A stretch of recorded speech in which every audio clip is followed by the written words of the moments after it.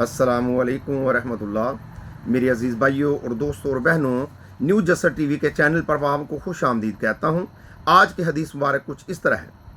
एक सहाबी रसूल सल्लल्लाहु अलैहि वसल्लम आप सल्लल्लाहु अलैहि वसल्लम की हदीस मुबारक बयान करते हैं कि एक बार नबी करीम सल्लल्लाहु अलैहि वसल्लम लोगों में बैठे हुए थे और इनसे बातें कर रहे थे। इतने में एक देहाती आया और पूछने लगा, या रसूलुल्लाह सल्लल्लाहु अलैहि वसल्लम क़यामत कब आएगी? आप सल्लल्लाहु अलैहि वसल्लम अपनी गुफ्तगू में मसरूफ़ रहे। बाज़ लोग जो मजलिस में थे कहने लगे कि आप सल्लल्लाहु अलैहि वसल्लम ने देहाती के बात सुनी लेकर पसंद नहीं की, और बाज़ कहने लगे कि नहीं, बल्कि आप सल्लल्लाहु अलैहि वसल्लम इसकी बात सुनी ही नहीं।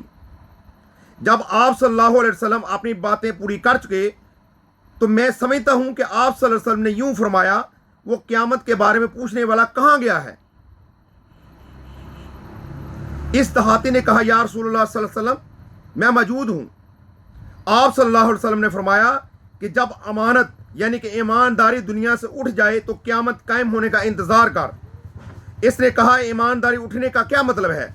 आप सल्लल्लाहु अलैहि वसल्लम ने फरमाया कि जब हुकूमत के कारोबार नालायक लोगों को सौंप दिए जाएं तो क़यामत का इंतज़ार कर।